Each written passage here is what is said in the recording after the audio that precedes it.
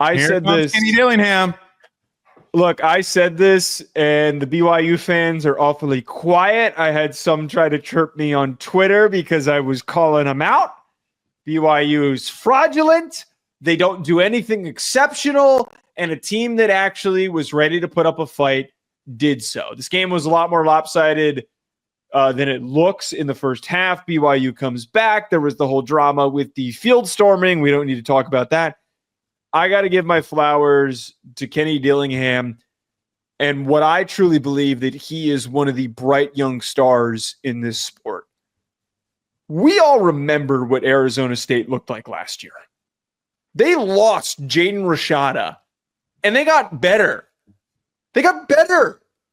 They have been, and they've slipped up a little bit this year. They've got 2 losses, but they have been explosive. They have been physical.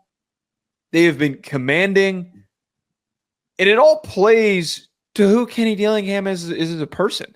You saw him screaming at the ref because they were telling him that the fans had to get off the field. I'm a big Kenny Dillingham fan. I love the guy. He's 34, and he's doing all this. He's our age. He's my age.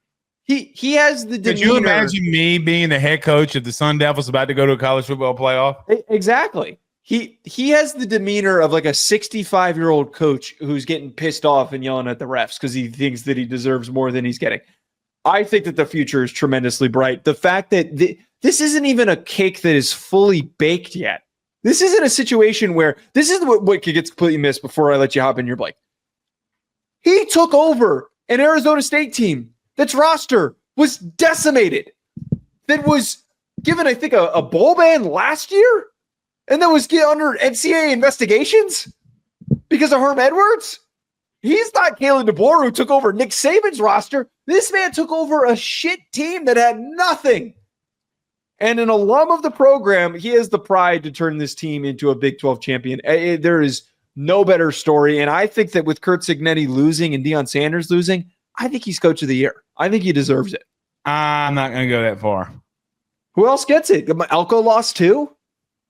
Dan Lanning's over there in Oregon saying, oh, yeah, Dan Lanning probably going to win it. Yeah. I mean, Never mind. Hi, how are you? I'm sitting over here. Ryan Day, hey, what if I win the Big Ten? One of the best team in the country. Hi, how are you? Just throwing it out there. Look. Kenny Dillingham, the way that he ended the game, they should have lost. They should have lost.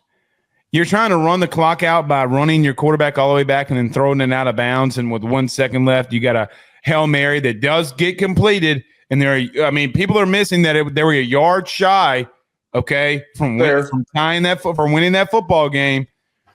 I like Kenny. It's like one of us. It's like one of the bros out there coaching. I get it. The way he ended that game was, we'd be talking about one of the worst coaching decisions ever in the history of fumbling a bag and what Kenny Dillingham did. You can't. Risky. Cam Scatterboo is my favorite player in the country. There, I said it. Should have listened to me a while ago. Yeah, well, you're normally wrong like you were all last week. Oh, by the way, 8-game lead. 8-game lead. I don't know what you're talking about. Rutgers goes down. Down goes Rutgers. I don't know what you're talking about. On the last play of the game. Joe, if we get in the playoff here, it's going to be over. BetOnline remains your top spot for all of your live betting action and contests. NFL, college football, UFC, NHL are all in full swing. BetOnline is your number one source for wagering news, odds, trends, and predictions with both desktop and mobile access at any time. Head to BetOnline today and use promo code BELIEVE. That's BLEAV for 50% off your first deposit. That is a 50% welcome bonus. BetOnline, where the game starts.